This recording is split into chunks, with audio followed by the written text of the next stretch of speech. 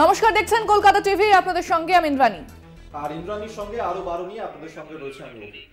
এবং এই মুহূর্তে যে খবরের দিকে নজর রাখবো সেটা হচ্ছে মুখ্যমন্ত্রী মমতা বন্দ্যোপাধ্যায় তিনি মালদা পৌঁছে গিয়েছেন এবং সেখানে জনসংযোগ শুরু করেছেন। ইতিমধ্যেই পদযাত্রা শুরু করেছেন মুখ্যমন্ত্রী। ছাত্রছাত্রীদের ঢলও দেখতে পাওয়া যাচ্ছে মালদাতে। তবে বালুরঘাটে আমরা দেখেছিলাম মুখ্যমন্ত্রী মমতা বন্দ্যোপাধ্যায় সেখানে ছিলেন, এবার কিন্তু তিনি মালদাতেও পৌঁছে গিয়েছেন। সামনেই রয়েছে লোকসভা নির্বাচন, তার আগে জনসংযোগ বাড়াতে তৎপর মুখ্যমন্ত্রী মমতা বন্দ্যোপাধ্যায়। উত্তরবঙ্গ সফরে তিনি রয়েছেন। অভিক, আমরা জানি যে মালদাতে কিন্তু রাহুল গান্ধীও রয়েছেন এবং মুখ্যমন্ত্রী মমতা বন্দ্যোপাধ্যায় তিনিও কিন্তু পৌঁছে গিয়েছেন, সেখানে তিনি জনসংযোগ যাত্রা শুরু করেছেন। একেবারে ইন্দ্রাণী, তুমি যেমনটা বলছিলে যে ইতিমধ্যেই উত্তরবঙ্গ সফরে সেখানে তো রয়েছেন 5 দিনের জন্য এই উত্তরবঙ্গ সফর। আজকে সেখানে যেমন মুখ্যমন্ত্রী মমতা বন্দ্যোপাধ্যায় তার প্রশাসনিক সভা করার কথা রয়েছে এবং তার পাশাপাশি বহরমপুর সেখানেও আজকে সভা করতে পারেন মুখ্যমন্ত্রী, এমনটাই কিন্তু এখনো পর্যন্ত জানা যাচ্ছে। এবং যেহেতু সামনেই নির্বাচন রয়েছে এবং সেই নির্বাচনের আগে যেমনটা আমরা দেখছি যে কংগ্রেসের তরফ থেকেও জনসংযোগের ওপর জোর দেওয়া হচ্ছে, সেক্ষেত্রে কিন্তু তৃণমূল কংগ্রেস তাদের তরফ থেকেও এই জনসংযোগের ক্ষেত্রে জোর দেওয়া হচ্ছে। আজকে এই মুহূর্তে মালদাতে রয়েছেন, সেখানে দীর্ঘ পথ পায়ে হেঁটে মুখ্যমন্ত্রী মমতা বন্দ্যোপাধ্যায় তিনি জনসংযোগ করেন। এবং যেহেতু সামনেই মাধ্যমিক পরীক্ষা রয়েছে এবং সেই পরীক্ষাতেও যাতে পরীক্ষার্থীদের কোনো রকম কোনো অসুবিধা না হয় সেই জন্যও যে ব্যবস্থা নেওয়া হচ্ছে, যে পদক্ষেপ নেওয়া হচ্ছে, সেই বিষয়েও কিন্তু আজকের এই কর্মসূচিতে জানিয়েছেন মুখ্যমন্ত্রী মমতা বন্দ্যোপাধ্যায়। এই মুহূর্তে সেই ছবি আপনাদের সামনে আমরা তুলে ধরছি, দেখতে পাচ্ছেন এই মুহূর্তে মালদাতে সেখানেই মুখ্যমন্ত্রী মমতা বন্দ্যোপাধ্যায় তিনি রয়েছেন। এই মুহূর্তে তিনি তার এই সফরসূচিতে সেখানে রয়েছেন। আজকে প্রশাসনিক সভা করবেন, সেখানে যোগ দেবেন। তার পাশাপাশি বহরমপুরেও একটি প্রশাসনিক সভা করার কথা রয়েছে মুখ্যমন্ত্রীর। সেই ছবি এই মুহূর্তে তুলে ধরছি, দেখতে পাচ্ছেন মুখ্যমন্ত্রী মমতা বন্দ্যোপাধ্যায় তিনি এগিয়ে চলেছেন এবং এই জনসংযোগ কর্মসূচি তিনি এই মুহূর্তে সারছেন। এবং মালদাতে সেখানে মানুষজন তাকে দেখার জন্য ভিড় জমান। আমরা দেখছি যে এই উত্তরবঙ্গে এবারে কিন্তু বিশেষভাবে জোর দেওয়া হচ্ছে এই লোকসভা নির্বাচনের আগে। কংগ্রেস সেখানে ন্যায়যাত্রা শেষ করে যাওয়ার পরেই তারপরেই মুখ্যমন্ত্রী মমতা বন্দ্যোপাধ্যায় তিনি পৌঁছে যান। রাহুল গান্ধীর পরেই মমতা বন্দ্যোপাধ্যায়ের এই যে জনসংযোগ কর্মসূচি, এই যে সফর, তা কিন্তু অত্যন্ত গুরুত্বপূর্ণ বলেই মনে করছে রাজনৈতিক মহল। একেবারে অভিক, তুমি যেরকমটা বলছো যে মুখ্যমন্ত্রী মমতা বন্দ্যোপাধ্যায়ের জনসংযোগ যাত্রা, আমরা যদি দেখি যে রাহুল গান্ধী কিন্তু উত্তরবঙ্গ দিয়ে তার জনসংযোগ যাত্রা শুরু করেছিলেন, ঠিক তারপরে কিন্তু মুখ্যমন্ত্রী মমতা বন্দ্যোপাধ্যায় তিনি উত্তরবঙ্গ সফর শুরু করেছেন। মালদাতে জনসংযোগ যাত্রা রয়েছে এবং আমরা জানি যে সামনে লোকসভা নির্বাচন, তাই উত্তরবঙ্গকে বিশেষভাবে গুরুত্ব দেওয়া হচ্ছে। পাশাপাশি আমরা যদি দেখি যে এই সমস্ত যে অঞ্চল রয়েছে সেখানে কিন্তু কংগ্রেস তাদের একটু হোল্ড ধরে রেখেছে। আমরা যদি দেখি মালদা, বহরমপুর, এই সমস্ত জায়গায় কিন্তু কংগ্রেসের কিছু হলেও ভোট ব্যাংক রয়েছে এবং রাহুল গান্ধী সেই পথ দিয়ে প্রথমে তার যাত্রা শুরু করেন এবং সেখানেই এবং বলা যেতে পারে যে কংগ্রেসের গড়ে একেবারে পৌঁছে গিয়েছেন মুখ্যমন্ত্রী মমতা বন্দ্যোপাধ্যায়। উত্তরবঙ্গকে বিশেষভাবে গুরুত্ব দেওয়া হচ্ছে। সামনেই লোকসভা নির্বাচন, জনসংযোগে যেন কোনো রকমের ত্রুটি না হয়, তাই কর্মী সমর্থকদের বারবার বার্তা দিচ্ছেন মুখ্যমন্ত্রী মমতা বন্দ্যোপাধ্যায়। নেতৃত্বকে বারবার তিনি নেতৃত্বের সঙ্গেও কিন্তু একাধিকবার বৈঠক করছেন বিভিন্ন জেলার নেতৃত্বের সঙ্গে। আমরা সেই মতোই দেখছি সামনে মাধ্যমিক পরীক্ষা রয়েছে, তাই ছাত্রছাত্রীদেরও তিনি শুভেচ্ছা জানিয়েছেন এর আগেই। আপনাদের সেই ছবি কিন্তু দেখাচ্ছি। আমরা এই মুহূর্তে কথা বলবো, আমাদের সঙ্গে ফোনে রয়েছেন প্রতিনিধি গৌতম চক্রবর্তী। গৌতম, মুখ্যমন্ত্রী মমতা বন্দ্যোপাধ্যায় মালদায় পৌঁছে গিয়েছেন, সেখানে জনসংযোগ যাত্রা তিনি শুরু করেছেন, কি ছবি উঠে আসছে? এই মুহূর্তে যে ছবি কলকাতা টিভির একদম আমার সামনে মুখ্যমন্ত্রী রয়েছেন, লাইভ দেওয়া রয়েছে। উনি হাঁটতে হাঁটতে আসছেন বার্লো স্কুল মোড় অর্থাৎ LIC মোড় থেকে। সঙ্গে আছেন ববি হাকিম, ছবিতে দেখা যাবে ববি হাকিম রয়েছেন, হাত নাড়ছেন, এবং অরূপ বিশ্বাস, এরা দুজন সহ রাজ্যের আরো 2 মন্ত্রী সাবিনা ইয়াসমিন এবং তাজমুল হোসেন এই মুহূর্তে মুখ্যমন্ত্রী অনেকের সঙ্গে হ্যান্ডশেক করছেন, অনেকে অভাব অভিযোগের কথা বলছেন মুখ্যমন্ত্রীকে কাছে পেয়ে। মুখ্যমন্ত্রী এই যে তার শারীরিক অবস্থা, তার হাঁটুর অবস্থা খুব একটা ভালো নয়, তবুও পুলিশ লাইন মাঠে তার হেলিকপ্টার নামে এইখান থেকে বিজি রোড হয়ে এই DSS স্টেডিয়ামে আসবেন। আজকে মূলত 2টি হেলিপ্যাড তৈরি করা হয়েছিল, সেই হেলিপ্যাডে একটি পুলিশ লাইন এবং বিবেকানন্দ স্কুল মাঠ, কিন্তু মুখ্যমন্ত্রী ইচ্ছা প্রকাশ করেন যে তিনি আজকে পদযাত্রা করবেন। এই জনসংযোগ যাত্রা সেই জনসংযোগ যাত্রার মধ্যে মানুষের সঙ্গে মিলিত হতে চান এবং এইভাবে এতটা মুখ্যমন্ত্রী এর আগে মালদায় কোনোদিন হাঁটেনি। প্রায় 2.5 কিলোমিটারের উপর রাস্তা তিনি হেঁটে আসছেন এই অবস্থায় এবং প্রচুর মানুষ রাস্তার দুধারে। আমার যে লাইভ দেওয়া হয়েছে কলকাতা টিভিতে, সেখানেই দেখা যাচ্ছে সামনেই একবারে মুখ্যমন্ত্রী 10 ফিটের মধ্যে এবং মুখ্যমন্ত্রী হাত জোড় করে সবাইকে রাস্তায় যে এই মুহূর্তে ফুল নিচ্ছে, বই, ফুল, বিভিন্ন উপহার, এইভাবে মানুষের মধ্যে মিশে যাওয়া, একদম নিরাপত্তা তার চাদরকে উপেক্ষা করে মানুষ যে হাতে হাত মিলাচ্ছে মুখ্যমন্ত্রীর সঙ্গে, এইটাই তো মমতা ব্যানার্জির প্রকৃত রূপ এবং মানুষ এটা এইভাবেই এতদিন ধরে দেখে আসছেন এবং সেটাই আজকে দেখছেন। এই মুহূর্তে মালদা ডিএসএস স্টেডিয়ামে মুখ্যমন্ত্রী চলে আসবেন। এখন রামকৃষ্ণ মিশন মোড়ে মুখ্যমন্ত্রী তার যে জনসংযোগ যাত্রা, পদযাত্রা, দড়ির যে রোপ বা বেঁধে ব্যারিকেড করা হয়েছে, অসংখ্য পুলিশ, ডিআইজি, আইজি, নিরাপত্তা রক্ষীরা রয়েছেন, তবুও কিন্তু মানুষ দুধারে দাঁড়িয়ে মুখ্যমন্ত্রীকে কাছে পেয়ে, একটা ব্যাপার বলে রাখি, মুখ্যমন্ত্রী যেভাবে হাঁটছেন তার কিন্তু হাঁটতে অনেকটাই অসুবিধা হচ্ছে। গৌতম, সেক্ষেত্রে আরো একটা বিষয় বলবো, যেখানে আমরা জানি যে রাহুল গান্ধী তারও কিন্তু মালদাতে পদযাত্রা রয়েছে। আমরা জানি যে রাহুল গান্ধী যে ন্যায় যাত্রা শুরু হয়েছে সেটাও কিন্তু মালদাতে রাহুল গান্ধী রয়েছেন। সেক্ষেত্রে মুখ্যমন্ত্রী মমতা বন্দ্যোপাধ্যায় তারও কিন্তু পদযাত্রা রয়েছে এবং কংগ্রেসের তরফ থেকে সেই রুটকেই বেছে নেওয়া হয়েছে যেখানে তাদের ভোট ব্যাংক আছে এবং সেখানেই কিন্তু মুখ্যমন্ত্রী তিনি পৌঁছে গিয়েছেন। কোথাও না কোথাও কিন্তু কংগ্রেসকে চ্যালেঞ্জের সামনে দাঁড় করিয়ে দিয়েছেন। একদমই তাই। প্রথমেই বলে রাখি যে এই যে পদযাত্রা, এটা মুখ্যমন্ত্রীর করার কথা ছিল না এবং রাহুল গান্ধী কোথাও সভা করবেন না এবং আজকে সব মিলিয়ে যে মুখ্যমন্ত্রী একটা মালদার মানুষকে বলতে চাইছেন যে তৃণমূল কংগ্রেসই হচ্ছে এই রাজ্যের প্রধান চালিকা শক্তি এবং এখানে যারা আসছেন তাদের অন্য দল আসতেই পারে, কিন্তু মুখ্যমন্ত্রীর প্রতি যে মানুষের আস্থা সেইটা কিন্তু আরো একবার প্রমাণ হলো। প্রায় হাজার হাজার মানুষ এই মুখ্যমন্ত্রীকে দেখার জন্য এই মুহূর্তে মুখ্যমন্ত্রী যেখানে সভা করবেন, আমি বলে রাখি কলকাতা টিভির দর্শকদের যে যেখানে সরকারি সহায়তা একেবারেই গৌতম, বোঝা যাচ্ছে যে এই মুহূর্তে মুখ্যমন্ত্রী মমতা বন্দ্যোপাধ্যায় তারই জনসংযোগ যাত্রা সেখানে চলছে, মানুষজনের উপচে পড়া ভিড় নজরে আসছে। আপাতত ধন্যবাদ তোমায়। গৌতম চক্রবর্তী আমাদের সঙ্গে টেলিফোনে ছিলেন, প্রতিনিধি। অবশ্যই খবরের দিকে তো আমাদের নজর থাকবে ইন্দ্রাণী, আরো অনেক খবর নিয়ে ফিরছে একটা বিরতির পর। সঙ্গে থাকুন, ফিরে এলাম বিরতির পর। আর এই মুহূর্তে দেখছেন আরো 12। আর এই মুহূর্তে আমরা অবশ্যই যে খবরের দিকে নজর রাখবো যে এই মুহূর্তে বাজেট অধিবেশন তা শুরু হয়েছে, যা আগামী 9 তারিখ পর্যন্ত চলবে। তবে এবারে অন্তর্বর্তী এই বাজেট, যেহেতু সামনেই লোকসভা নির্বাচন, সেক্ষেত্রে পূর্ণাঙ্গ বাজেট নয়। তবে মোদী, আজকে প্রধানমন্ত্রী নরেন্দ্র মোদী, তিনি এই বাজেট অধিবেশনে বক্তব্য রাখার আগে, সংসদে বক্তব্য রাখার আগে সাংবাদিকদের মুখোমুখি হয়ে বিরোধীদেরকেই কিন্তু আরো একবার নিশানা করলেন। তিনি সমালোচনা করেছেন বিরোধীদের। তিনি বলেছেন যে বেশ কিছু সাংসদ রয়েছে যাদের অভ্যেসই হলো সমালোচনা করা। কয়েকজন সাংসদ তারা হাঙ্গামাই করে এবং 10 বছরে তারা কি করেছে ভেবে দেখুন, এমনটাই বলেছেন আজকে। তার পাশাপাশি আরো গুরুত্বপূর্ণ মন্তব্য তিনি করেছেন যে গণতন্ত্রের বস্ত্রহরণ করা হচ্ছে, এমনটাই কিন্তু বলেছেন বিরোধীদের কড়া সমালোচনা করে নরেন্দ্র মোদী। কি বলেছেন তিনি অবশ্যই আপনাদেরকে শোনাবো আমরা। কি বলেছেন আজকে প্রধানমন্ত্রী নরেন্দ্র মোদী সাংবাদিকদের মুখোমুখি হয়ে শোনাবো। कि गत 10 वर्ष में जिसको जो रास्ता सूझा उस प्रकार से संसद में सबने अपना अपना कार्य किया। लेकिन मैं इतना जरूर कहूंगा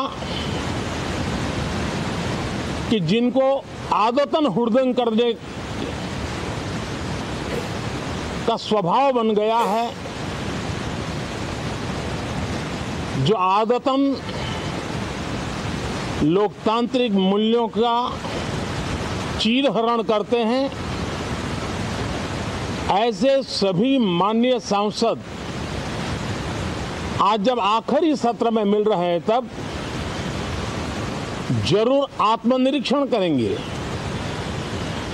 कि 10 साल में उन्होंने क्यों किया अपने संसदीय क्षेत्र में भी 100 लोगों को पूछ ले, किसी को याद नहीं होगा,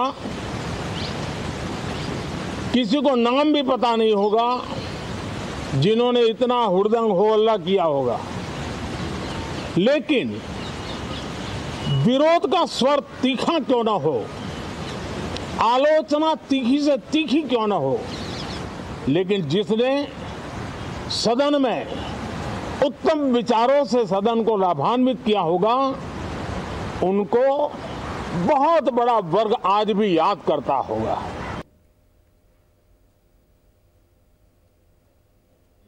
আপনাদের শোনালাম ঠিক প্রধানমন্ত্রী নরেন্দ্র মোদী কি বলেছেন। আমরা জানি যে প্রতি বছরের মতো এবছরও কিন্তু বাজেট পেশের আগে যে বাজেট অধিবেশন শুরু হয়েছে 9 তারিখ পর্যন্ত এই বাজেট অধিবেশন চলবে এবং সাংবাদিকদের মুখোমুখি হয়ে প্রধানমন্ত্রী নরেন্দ্র মোদী তিনি কিন্তু কড়া সমালোচনা করেছেন বিরোধীদের। তিনি বলেছেন কয়েকজনের সাংসদের অভ্যেসই হচ্ছে হাঙ্গামা করা এবং 10 বছরে তারা কি করেছেন ভেবে দেখুন, এমনটাই কিন্তু বলেছেন প্রধানমন্ত্রী নরেন্দ্র মোদী। তিনি বলেছেন যে তাদেরকেও মনে রাখবে কিনা তা নিয়েও কিন্তু সন্দেহ রয়েছে এবং আমরা জানি যে লোকসভা নির্বাচন সামনে রয়েছে, তাই যে বাজেট পেশ হতে চলেছে সেই বাজেটে কি তাহলে কোনো নতুন চমক থাকবে, কি কি প্রত্যাশা থাকছে, সাধারণ মানুষ, গরিব মানুষ, কৃষক এবং প্রত্যেকের জন্য কি কি থাকছে এবারের বাজেটে, সেটা কিন্তু একটা বড় বিষয় এবং সেই বিষয়ে কিন্তু একটা প্রশ্ন রয়েছে।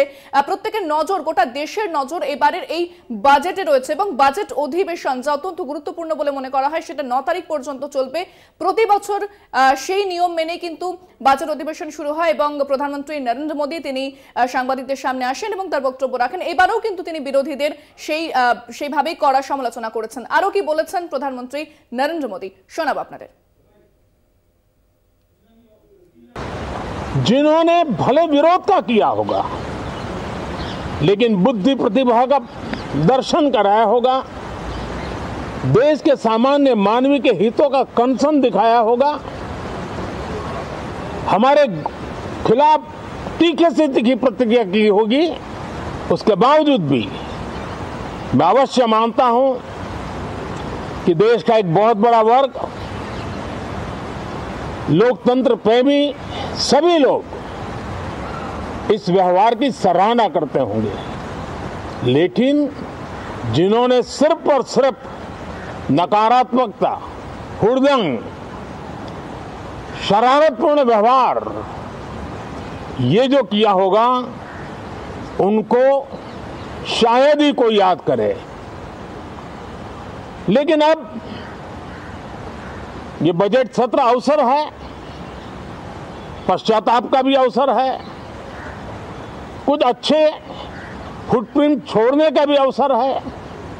तो मैं ऐसे सभी माननीय सांसदों से आग्रह करूंगा कि आप इस अवसर को जाने मत दीजिए, उत्तम से उत्तम परफॉर्म कीजिए।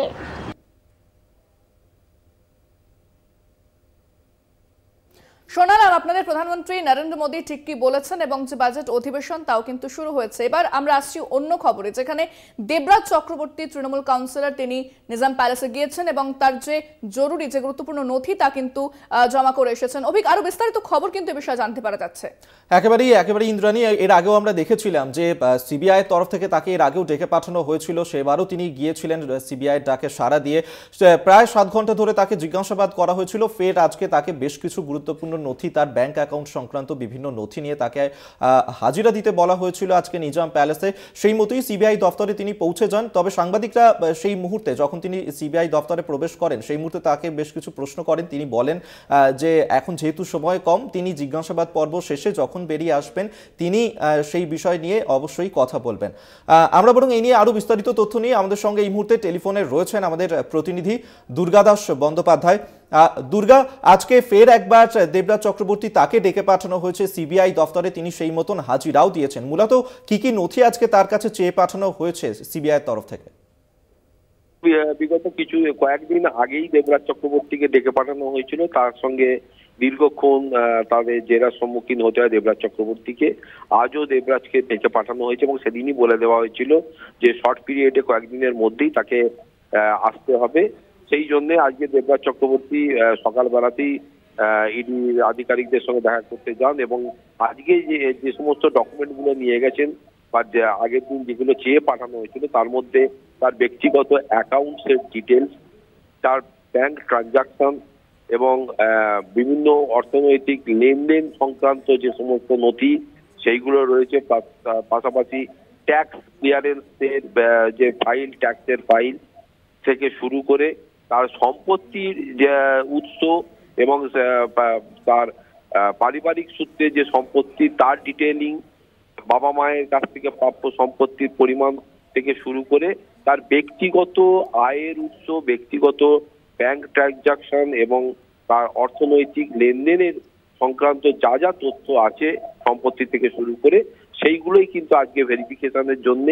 দুর্গা, আজকে কি শুধুমাত্র তাকে এই নথি নিয়ে আসতে বলেছে নাকি তাকে আজকে এই বিষয় নিয়ে জিজ্ঞাসাবাদও করা হবে? আগের দিন এই বিষয়গুলি নিয়ে তারা যত জিজ্ঞাসাবাদ তো করেছে, তার একটা রেকর্ড তারা করে রেখেছিল এবং এই দেবরাজ চক্রবর্তী যা যা উত্তর দিয়েছিল সেই সিনপসিসের ওপর আজকে কিন্তু অথেন্টিক ডকুমেন্ট গুলো নিয়ে এসে সেগুলো সাবমিট করতে বলা হয়েছে এবং তারা মিলিয়ে দেখবে যে আগের দিন দেবরাজ চক্রবর্তী যে কথাগুলো তাদের প্রশ্নের উত্তরে বলেছিল তার সঙ্গে ডকুমেন্টসের মিল কতটা রয়েছে বা অমিল কতটা রয়েছে। একেবারে অবশ্যই এদিকে আমাদের নজর থাকবে। আপাতত ধন্যবাদ তোমাকে। দুর্গাদাস বন্দ্যোপাধ্যায় আমাদের সঙ্গে টেলিফোনে ছিলেন প্রতিনিধি, অর্থাৎ এই মুহূর্তে নিজাম প্যালেসে রয়েছেন দেবরাজ চক্রবর্তী এবং তাকেই আজকে ফের একবার সিবিআই তরফ থেকে তলব করা হয়েছিল। সেই মতেই বেশ কিছু গুরুত্বপূর্ণ নথি নিয়ে তিনি আজকে হাজিরা হয়েছেন এবং এর আগের দিন যখন তাকে জিজ্ঞাসাবাদ করা হয়েছিল সেই জিজ্ঞাসাবাদ পর্ব রেকর্ড করা হয়েছিল এবং সেই জিজ্ঞাসাবাদ পর্বে যা যা উত্তর দিয়েছিলেন দেবরাজ চক্রবর্তী এবং আজকে পেশ করা তথ্য নথি সেই সমস্ত কিছুর সঙ্গে মিলিয়ে দেখবেন সিবিআইয়ের আধিকারিকরা কতটা তাতে মিল রয়েছে নাকি কোনো গড়মিল রয়েছে। সেই সমস্ত বিষয় নিয়েই কিন্তু আজকে সিবিআইয়ের আধিকারিকরা খতিয়ে দেখবেন এবং কিছু নথি চেয়েছিল সেটাই দিতে এসেছি বলেই আজকে তিনি জানিয়েছেন।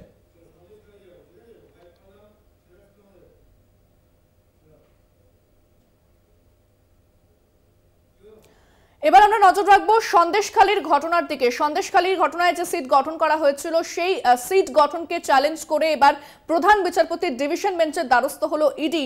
দ্রুত শুনানির আবেদন করা হয়েছে ইডির পক্ষ থেকে। আমরা জানি যে সন্দেশখালীতে যে ঘটনা ঘটেছিল, শাহজাহান শেখের বাড়িতে তল্লাশি করতে গিয়ে আক্রান্ত হয়েছিলেন কেন্দ্রীয় তদন্তকারী আধিকারিকরা এবং তাদেরকে রীতিমতো মারধর করা হয়েছিল, গ্রামবাসীরা বিক্ষোভ শুরু করেছিলেন এবং এই সমস্ত কিছু ঘটনায় অর্থাৎ শাহজাহান শেখ কোথায় রয়েছে সেই প্রশ্ন কিন্তু বারবার উঠে আসছে এবং সমস্ত কিছু ঘটনার পর কিন্তু সিট গঠন করা হয়েছিল এবং এই সিট গঠনের নির্দেশকে চ্যালেঞ্জ করা হয়েছে প্রধান বিচারপতির ডিভিশন বেঞ্চে। ইডি দ্রুত শুনানির আবেদন জানিয়েছে বলে কিন্তু জানতে পারা যাচ্ছে। অন্যদিকে সন্দেশখালীর ঘটনায় শাহজাহান শেখ সে কোথায় রয়েছে সেই প্রশ্ন কিন্তু বারবার সামনে আসছে এবং আড়ালে থেকেই নিজের আগাম জামিনের আবেদনও জানিয়েছিল শাহজাহান শেখ এবং এই ঘটনার যে সিট গঠনের যে নির্দেশ সেই নির্দেশকে চ্যালেঞ্জ প্রধান বিচারপতির ডিভিশন বেঞ্চে। সোমবার মামলার শুনানি বলে জানতে পারা যাচ্ছে।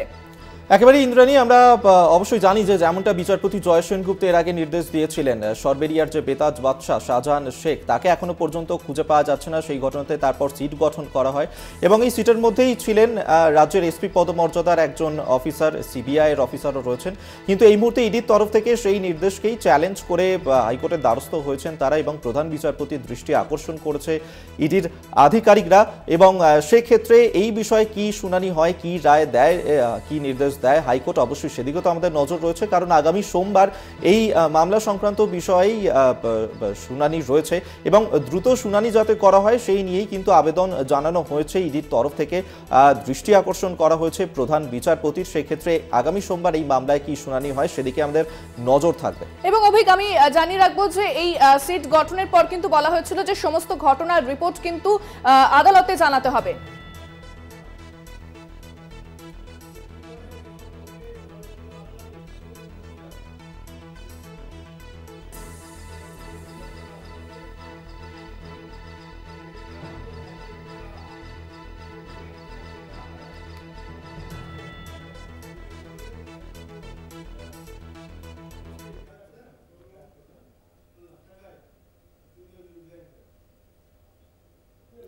চণ্ডীগড় যে মেয়র ভোট হয়েছিল সেই ভোট যে যে ভোট হয়েছিল তারপরে যে ফলাফল এসেছিল সেটাতে কিন্তু রীতিমতো হতাশ হয়েছিল আপ, এবং এই ভোটের পরে কিন্তু জল গড়ালো আদালত পর্যন্ত। নতুন করে ভোটের দাবিতে হাইকোর্টে আপ, অভি কেমনটাই কিন্তু খবর সামনে আসছে।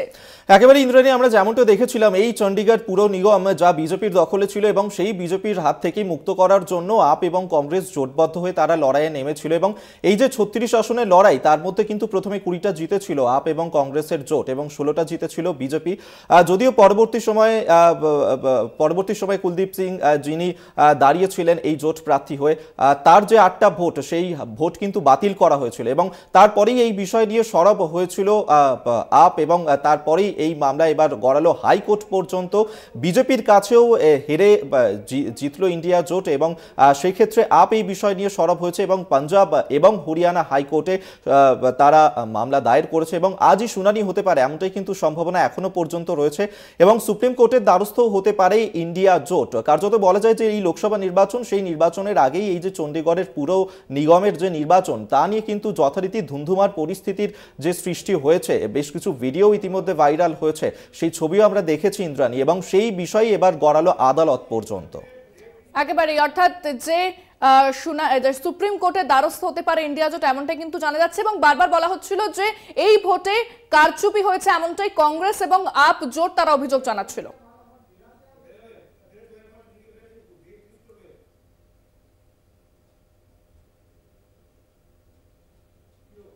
এখন সময় একটা বিরতি, অন্যান্য খবর নিয়ে ফিরছি আরো 12তে, সঙ্গে থাকুন। ফিরে এলাম বিরতির পর। এবার যে খবরের দিকে নজর রাখবো, অধ্যাপনা করার ক্ষেত্রে এমফিলকে আংশিক মান্যতা এমনটা কিন্তু জানতে পারা যাচ্ছে। মান্যতা দিয়েছে ইউজিসি এবং জাতীয় শিক্ষা নীতিতে অভিক তা কিন্তু বাতিল করা হয়েছিল। একেবারেই ইন্দ্রাণী, এই মুহূর্তে যে খবর সামনে আসছে, অধ্যাপনার ক্ষেত্রে এমফিলকে আংশিক মান্যতা দেওয়া হয়েছে এবং এই আংশিক মান্যতাই দিয়েছে বিশ্ববিদ্যালয়ের মঞ্জুরি কমিশন। আমরা এবং এই নিয়েই কথা বলি, আমাদের সঙ্গে এই মুহূর্তে টেলিফোনে রয়েছেন প্রতিনিধি শুভঙ্কর মণ্ডল। শুভঙ্কর, এবার অধ্যাপনার ক্ষেত্রে এমফিলকে আংশিক মান্যতা দিল ইউজিসি, কি বলা হয়েছে ইউজিসির তরফে? কিভাবে বাতিল করে দেওয়া হয়েছিল বা একেবারেই বলা যেতে পারে এমফিল করা হলে তা কিন্তু কোনোভাবে অধ্যাপনার ক্ষেত্রে মান্যতা দেওয়া হবে এবং পিএইচডি কে সর্বোচ্চ বলে বিবেচিত এবং নির্ণয়ের মাপকাঠি হিসাবে কিন্তু দেওয়া হয়েছিল এবং এবছর থেকেই এমফিল তুলে দেওয়া হয়েছে এবং পিএইচডি কেই সর্বোচ্চ মাপকাঠি হিসেবে ধরা হয়েছে। কিন্তু দেখা যাচ্ছে যে দুটি বিষয় এক্ষেত্রে, একটি হচ্ছে ক্লিনিক্যাল সাইকোলজি এবং আরেকটি হচ্ছে অবশ্যই সেখানে কিন্তু রয়েছে আরেকটি বিষয় ক্লিনিক্যাল এবং সেই সঙ্গে সাইকিয়াট্রিক যে সোশ্যাল ওয়ার্ক। এই দুটি বিষয়ের ক্ষেত্রে কিন্তু দেখা যাচ্ছে যে তাদের ক্ষেত্রে কিন্তু এমফিলটা দরকারি হয়ে পড়ে, সেখানে পিএইচডি না করলেও চলে, কেননা মূলত এমফিল কিন্তু এই বিষয় দুটিকে দর্শানোর ক্ষেত্রে অনেকটা বেশি কার্যকরী হয়ে থাকে। এই সমস্যাগুলো এবং যারা পড়াশোনা করছে তাদের ক্ষেত্রে সমস্যা বুঝে কিন্তু ইউজিসি তাদের যে সিদ্ধান্ত তাতে কিছুটা সরেছে, অর্থাৎ আংশিকভাবে এমফিলকে মান্যতা দেওয়া হয়েছে চলতি বছর থেকে 2025-26 শিক্ষা। শুভঙ্কর, এখানে জানতে চাইবো যে এই যে বলা হচ্ছে আংশিক মান্যতা, এই আংশিক মান্যতার অর্থ কি? মানে আংশিক মান্যতা কেন? একেবারে দেখো, আংশিক মান্যতা অর্থাৎ সেখানে কিন্তু দুটি বিষয় আমি বললাম যে অবশ্যই ক্লিনিক্যাল সাইকোলজি এবং সেই সঙ্গে কিন্তু যে সাইকিয়াট্রিক সোশ্যাল ওয়ার্ক, এই দুটি ক্ষেত্রে কিন্তু এমফিল প্রয়োজনীয় হয়ে পড়ে, সেখানে পিএইচডি না হলেও চলে। এবং পড়ুয়ারা যেহেতু এতদিন এমফিল করছিলেন, পিএইচডির কোনো কোর্স সেভাবে কিন্তু নেই এক্ষেত্রে, সেই ক্ষেত্রে দাঁড়িয়ে তাদের সমস্যার কথা মাথায় রেখেই এই সিদ্ধান্ত তারা আবার ফিরেছেন। এবং অন্যান্য বিষয়ের ক্ষেত্রে পিএইচডি ধার্য থাকলেও বা পিএইচডি সর্বোচ্চ নির্ণায়ক বা মাপকাঠি থাকলেও এই দুটি বিষয়ের ক্ষেত্রে কিন্তু এমফিলকে মান্যতা দেওয়া হলো, সেক্ষেত্রে পিএইচডি না হলেও চলবে। এবং 2024 অর্থাৎ চলতি শিক্ষাবর্ষ থেকে 2025-26 শিক্ষাবর্ষ পর্যন্ত কিন্তু এই মান্যতা জারি থাকবে বলে আমরা জানতে পারছি।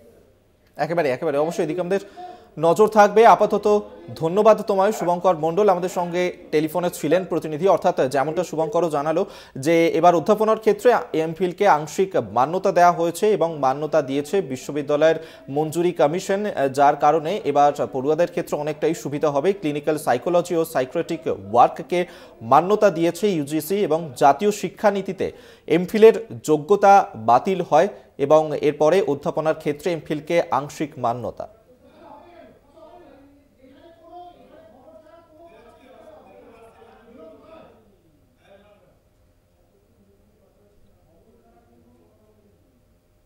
আমরা নজর রাখবো এবার নরেন্দ্রপুরের ঘটনার দিকে, যে নরেন্দ্রপুরে ঘটনা ঘটেছে এবং সেখানে কিন্তু যে বহিরাগতরা স্কুলে গিয়ে তাণ্ডব চালায়, সেই ঘটনায় হাইকোর্ট কিন্তু রীতিমতো ক্ষোভ প্রকাশ করে এবং পুলিশকে কিন্তু জানিয়ে দেয় তাদের সময়সীমা বেঁধে দেওয়া হয় যে মাধ্যমিক পরীক্ষার আগে যারা অভিযুক্ত তাদেরকে গ্রেফতার করতে হবে। তবে যেটা জানা যাচ্ছে যে অভিযুক্তরা কিন্তু এখনো পর্যন্ত অধরা রয়েছে এবং এফআইআর এ যাদের নাম রয়েছে তারা কিন্তু পুলিশের নাগালের বাইরে, এমনটা কিন্তু খবর পাওয়া যাচ্ছে। অভিক, সেই ঘটনা যেখানে স্কুলে গিয়ে বহিরাগতরা তাণ্ডব চালায় এবং যেভাবে মারধর করা হয়, সেই ঘটনা কিন্তু রীতিমতো আলোড়ন সৃষ্টি করে। একেবারে ইন্দ্রাণী, আমরা এই নিয়েই বরং কথা বলি। আমাদের সঙ্গে এই মুহূর্তে রয়েছেন আমাদের প্রতিনিধি সুখদেব। এর আগে হাইকোর্টের তরফ থেকে নির্দেশ দেওয়া হয়েছিল যে প্রধান শিক্ষকের বিরুদ্ধে অভিযোগ উঠেছিল, সেই প্রধান শিক্ষক তিনি স্কুলের ভেতর আর প্রবেশ করতে পারবেন না এবং যারা এফআইআর এ যাদের নাম রয়েছে অভিযুক্ত হিসেবে তাদেরকে এখনো পর্যন্ত গ্রেফতার করা সম্ভব হয়নি, কিন্তু এফআইআর এর বাইরে থাকা 4 জনকে ইতিমধ্যেই গ্রেফতার করা হয়েছে। কিন্তু এখনো পর্যন্ত ডেডলাইন বেঁধে দিয়েছে হাইকোর্ট, এখনো পর্যন্ত সম্ভব হচ্ছে না কেন এফআইআর এর নাম থাকা অভিযুক্তদেরকে ধরা? একদমই অভিক, দেখো এফআইআর এ নাম থাকা এখনো পর্যন্ত কাউকে গ্রেপ্তার করতে পারেনি। হাইকোর্টের কড়া নির্দেশিকার পরেও 48 ঘন্টা কাটতে যাচ্ছে, কিন্তু তারপরেও এফআইআর এ নাম থাকা এখনো পর্যন্ত কেউ গ্রেপ্তার না হয় ক্ষোভে ফুঁসছেন শিক্ষকদের একাংশ। অভিক, দেখো আমি তোমাকে বলে রাখবো, গতকাল দুপুরে প্রায় 2 দফায় মোট 4 জনকে গ্রেপ্তার করা হয়েছে। গতকাল দুপুরে গ্রেপ্তার করা হয়েছে 2 জনকে এবং তার আগে রবিবার দিন গ্রেপ্তার করা হয়েছে 2 জনকে। মোট 4 জন ইতিমধ্যে গ্রেপ্তার হয়েছে। যে যাদেরকে গ্রেপ্তার করা হয়েছে তাদের এফআইআর এ নাম নেই। তবে দেখো স্কুলে এখন যে পরিস্থিতি রয়েছে আর গতকালের তুলনায় এখন স্কুল বেশ কিছুটা স্বাভাবিক ছন্দে ফিরতে শুরু করেছে। গতকালের তুলনায় স্কুলের যে শিক্ষক শিক্ষিকাদের হার, তাছাড়াও পাশাপাশি ছাত্রছাত্রীদের যে হার, সেটা অনেকটাই গতকালের তুলনায় বেড়েছে বলে এখনো পর্যন্ত সূত্র মারফত জানা যাচ্ছে এবং আমরা যেটা দেখতে পেয়েছি সেটাও জানা যাচ্ছে। তবে নরেন্দ্রপুর থানার পুলিশ আজকে যেটা দেখা গেল যে আজকেও গতকালের পরও আজকেও সেই পুলিশি নিরাপত্তায় সেই স্কুলে রয়েছেন ছাত্রছাত্রীদের জন্য এবং শিক্ষক শিক্ষিকাদের জন্য। তবে পুলিশ যাচ্ছে স্কুলে, পুলিশ গিয়ে সেখানে তদন্ত করছে, পুলিশ গিয়ে সেখানে পরিস্থিতি যাতে স্বাভাবিক হয় তার চেষ্টা করছে, কিন্তু অভিযুক্তদের এখনো পর্যন্ত নাগাল পাচ্ছে না পুলিশ। কোথাও কি কোনো প্রভাব খাটছে এক্ষেত্রে, মানে কোথাও কি বাধাপ্রাপ্ত হচ্ছেন পুলিশ?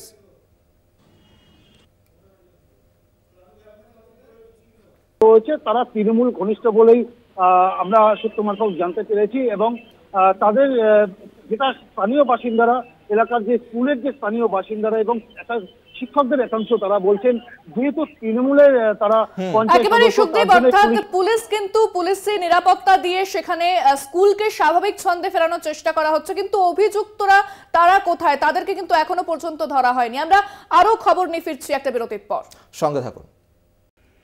এই মুহূর্তে নজর রাখবো সরাসরি মালদার দিকে, সেখানে শুরু করেছেন মুখ্যমন্ত্রী মমতা বন্দ্যোপাধ্যায়ের সভা।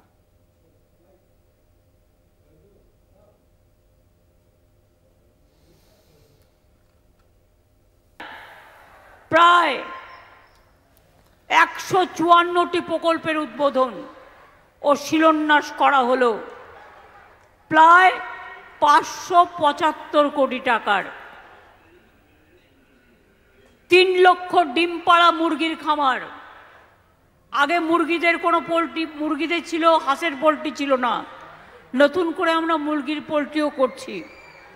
40 কোটি 19 লক্ষ টাকা দেওয়া হয়েছে।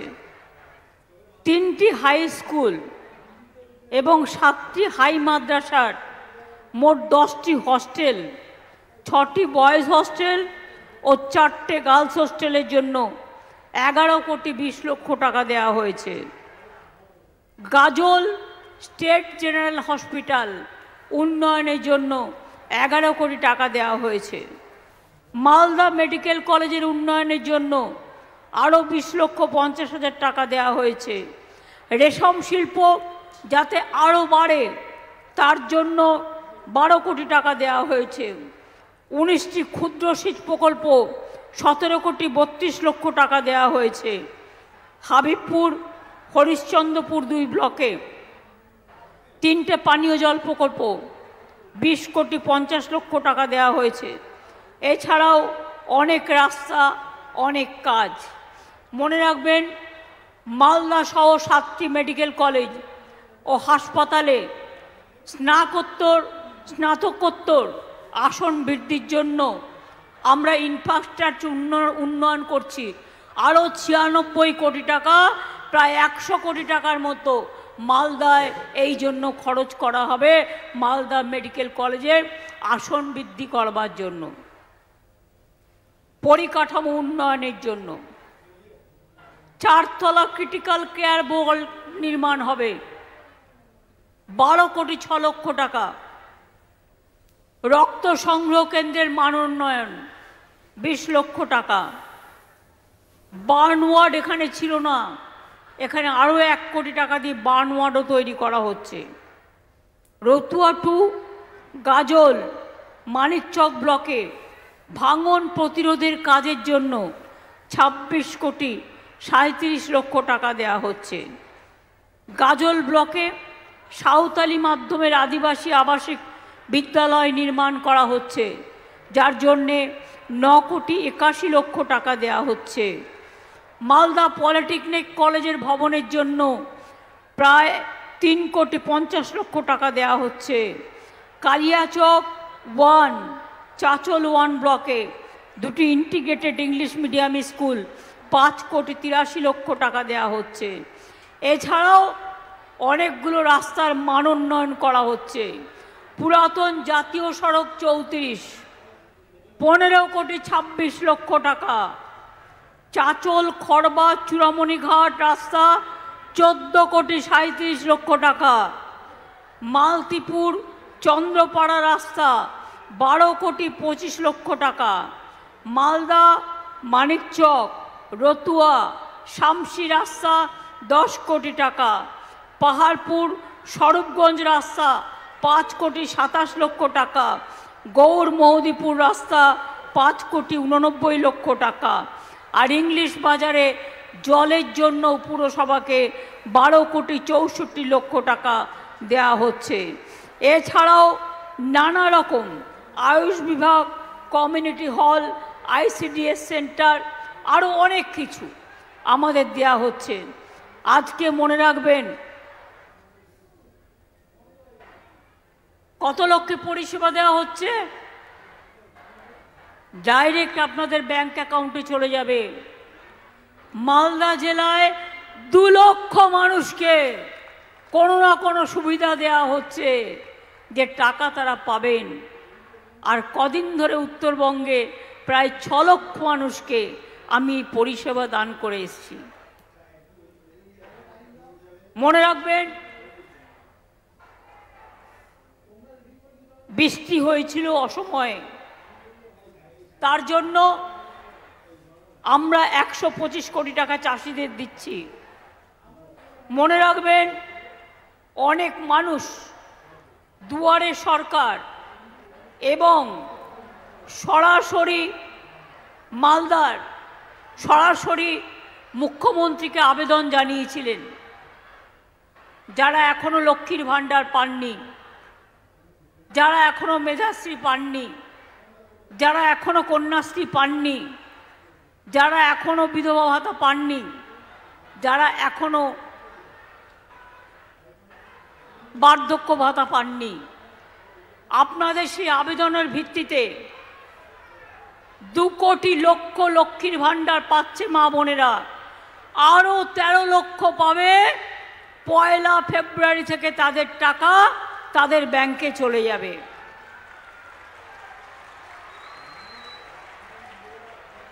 10 লক্ষ বার্ধক্য ভাতা পাবেন যারা পাচ্ছিলেন না, কেন্দ্রীয় সরকার দিচ্ছে না। এছাড়াও 1,04,000 মহিলা বিধবা ভাতা পাবেন। তাছাড়াও মানবিকভাবে যারা সক্ষম তাদের 7,000 জনকে মানবিক ভাতা দেয়া হচ্ছে। কন্যাশ্রী প্রকল্পে 85 লক্ষ ছিল, আরও 10 লক্ষ সংযুক্ত করা হচ্ছে, 95 লাখ। আমি দেখতে চাই 1 কোটির বেশি কন্যাশ্রী এই সংখ্যাটাকে ছাড়িয়ে যাক। রূপশ্রী, অনেক সময় গরিব মেয়েদের বিয়ে দিতে পারে না বাবা মারা, তার জন্য আমরা 25,000 টাকা করে দিচ্ছি। প্রায় 85,000 মহিলা এই রূপশ্রীর টাকা পেয়েছেন, ঐক্যশ্রীর টাকা পেয়েছেন সংখ্যালঘু ভাই বোনেরা 3 কোটির ওপর, মনে রাখবেন সংখ্যাটা। এবং সেন্ট্রাল গভর্নমেন্ট বন্ধ করে দিয়েছে, আমরা কিন্তু চালিয়ে যাচ্ছি। শিক্ষাশ্রীর আপনাদের যারা হস্টেলে থাকেন তাদের টাকা শ্রমিক হস্টেলের 1000 থেকে বেড়ে 1800 টাকা করা হয়েছে। আপনারা সকলে স্কলারশিপ পাচ্ছেন। মনে রাখবেন মেধাশ্রী, ওবিসির মধ্যে যারা আছেন তাদের ভাতা বন্ধ করে দেওয়া হয়েছে। আমি নতুন করে তাদের নাম দিয়েছি মেধাশ্রী, এবং তারা স্কলারশিপ পাচ্ছে। এছাড়াও আমি আরেকটা স্কিম চালু করেছি, যোগ্যশ্রী, যেখানে ছেলেমেয়েরা মনে করবে আমরা ট্রেনিং নেব, ডাক্তার হতে গেলে কি করতে হবে, ডাক্তারি পড়তে গেলে, ইঞ্জিনিয়ারিং হতে গেলে কি পড়তে হবে, WBCS হতে গেলে কি পড়তে হবে। তপশিলি আদিবাসী বন্ধুদের জন্য এটা অলরেডি করা হয়েছে এবং সংখ্যালঘু ও অন্যান্যদের জন্যও করা হচ্ছে। আপনারা জানেন মালদা জেলার মেডিকেল কলেজ ও হাসপাতালে, চাঁচলে মাল্টি সুপার স্পেশালিটি হাসপাতাল, 7টি মডেল স্কুল মালদায় দেওয়া হয়েছে। ওল্ড মালদা, কালিয়াচক 3, মানিকচক, রতুয়া 1, হরিশ্চন্দ্রপুর 1, হরিশ্চন্দ্রপুর 2, হাবিবপুর, 2টি পলিটেকনিক, রতুয়া এবং কালিয়াচক, 3টি ITI, চাঁচল 1, চাঁচল 2, হরিশ্চন্দ্রপুর, 56টি নতুন প্রাইমারি স্কুল, 242টি আপার প্রাইমারি স্কুল, 29টি কর্মতীর্থ, 9টি কিষাণ মান্ডি, 4টি ইন্ডাস্ট্রিয়াল পার্ক। মালদা নারায়ণপুরে ইন্ডাস্ট্রিয়াল পার্ক ফেজ 2 তৈরি হচ্ছে। কালিয়াচকে সিল্ক পার্ক, ইংলিশ বাজারে Malda food park, Malda IT park, 40টা মালদা ক্লাস্টার, 172টা রুরাল হাট। সব যদি বলতে যাই আমার সময় চলে যাবে, কিন্তু আমার বলা শেষ হচ্ছে না, হবে না, সেটা আপনাদের বলছি। আপনারা জানেন মালদা এক ঐতিহাসিক জায়গা।